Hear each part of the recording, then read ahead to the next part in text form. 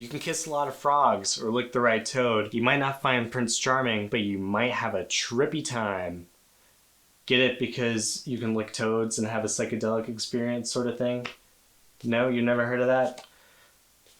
Whatever.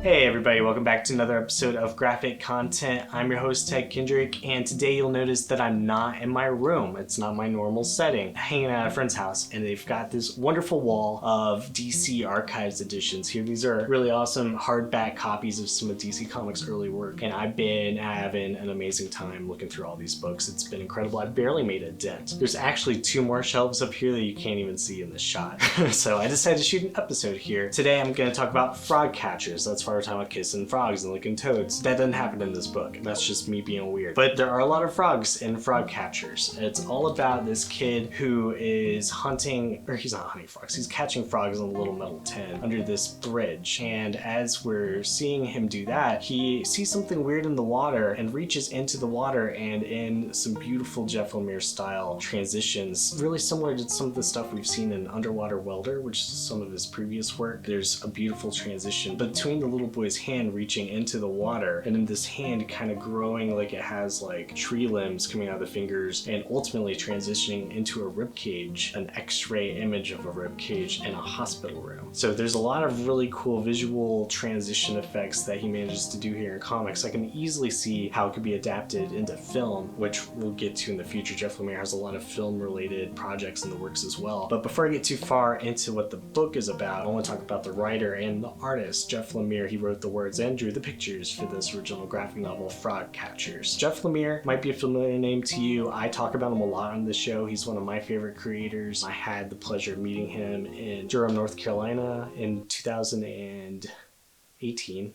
I think.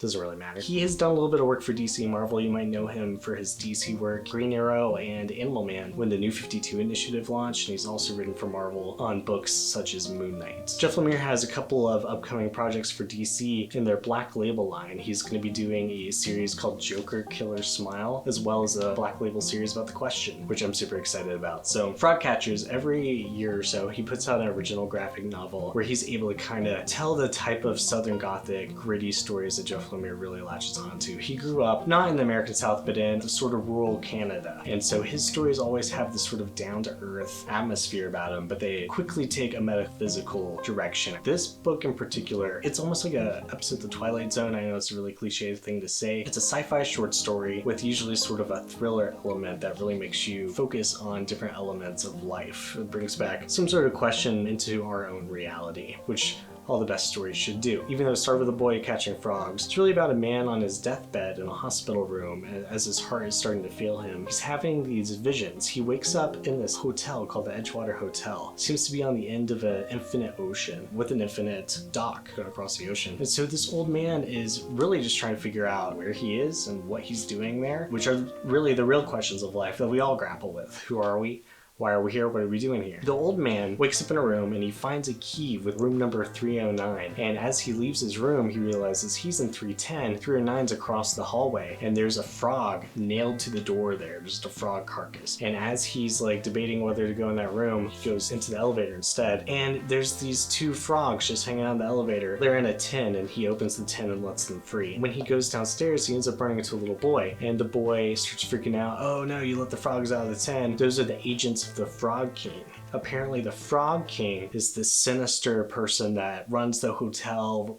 It's his domain or something like that. These 2 frogs are the Frog King's agents, and we eventually see the frog agents catch up to them, and they look like Men in Black style frogs, like frogs in these tuxedo suits with sunglasses and like almost lizard people type fangs that are running after the old man and this kid. So the kid gets wrapped up trying to help the old man leave. Basically, they're just trying to escape. The kid doesn't think there is any escape because he's been here at this hotel for a while now, at least according to him. He knows the lay of the land enough to tell the old man what's going on, but the 2 of them realize they need to escape, eventually make their way out of the hotel and across the bridge. As all this is going on, the old man kind of loses I don't want to say he loses his grip, but he does start to slowly unravel the setting that they're in. The old man is usually pretty good at being able to help the kid overcome his fear and give him hope again in their situation. But after a while, we kind of realize the old man's forgetting a lot too. He's forgotten his entire life and who he was before this hotel. The further he gets away from it, the more memories come back to him. And eventually, it wasn't too hard to figure this out, but he is the little boy. Like Jeff Lemire fashion, we see the same main character at a couple different instances of his life, just like the book that Jeff Lemire is doing for Image right now called Royal City. So this is kind of a Jeff Lemire trope that he's done in the past. But yeah, they're the same guy, really surreal sort of last flicker of life experience going on between the two of them. This book was a really fun read. The art style was actually really, it was a lot more rough than Jeff Lemire's usually doing. Like, he uses charcoal and you can kind of tell the raw scratchiness of the charcoal on the page as opposed to more polished watercolor. Another really interesting aesthetic that's going on here is when it transitions from the events in the dream, the events in the Edgewater Hotel, to the events in reality. The stuff in the hotel is all black and white. It's all charcoal, watercolor, sort of grays. But when we are looking at the old man in the hospital room, it's all full color, as if to suggest that is the real reality and he's just laying there on the bed going through his last moments before the end, where everything kind of comes full circle. And I don't want to spoil the ending. You should read it yourself. It's a really fun, it's a really fast read. It's kind of a quiet story. There's not a whole lot of dialogue, so you can flip through it pretty quickly. There's a couple of pages that are really just the same image sort of repeated in succession to show a bit of a film-like transition between ideas, almost like a match cut in filmmaking. The art is really, really amazing because of that raw element to it. It took me back to Jeff Lemire's early days on works such as Lost Dogs, which was one of his first published books. He did the whole book in like the span of 2 or 3 days, and he used like really thick ink brushes. So the art style in Lost Dogs in particular, you can just tell how loosely done. So it was still a really effective style of storytelling. But yeah, this book probably take you maybe 20-30 minutes to read through the whole thing at the most. Like I said, it's a really slow-paced story because of the lack of,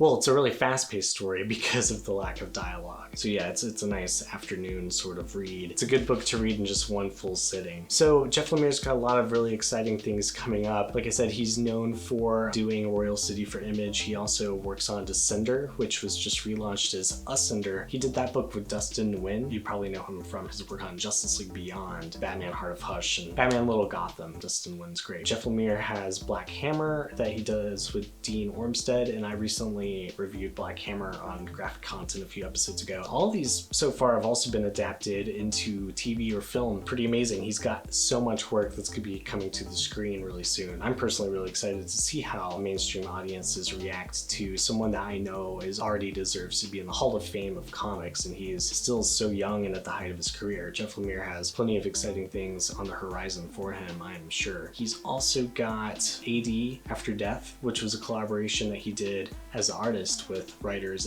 Scott Snyder, who is the current person writing the Justice League book. So yeah, that's going to be a movie too. He's got Underwater Welder in development with Ryan Gosling. Lots of stuff. I know there's one I'm forgetting.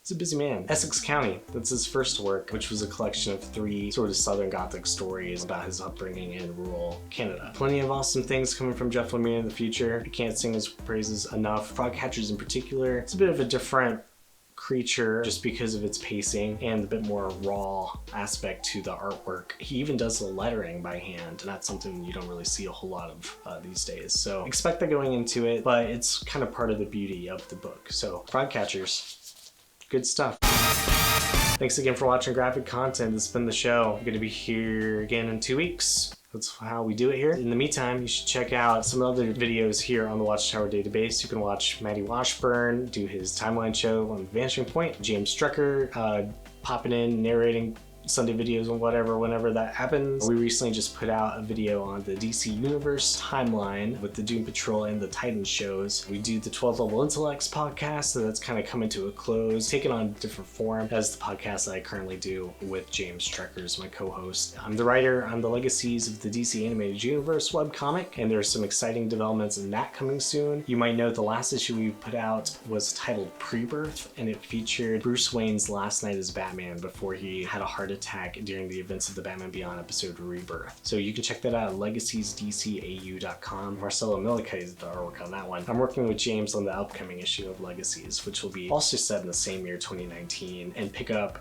some plot threads that we introduced in our first issue. Yeah, that's all I'll say for now, but I'm really excited about these next couple of issues coming out for Legacies. We couldn't do any of this Watchtower Database stuff without our Patreons, who are here on the screen, I hope. Check them out, move over there. I don't know where they are. They give us money every month to help us make more of these videos. That's all the pleasantries there. Thanks again for watching the show. Hope you go check out Frogcatcher, and I didn't totally turn you off the book, because it's a good one. See you next time.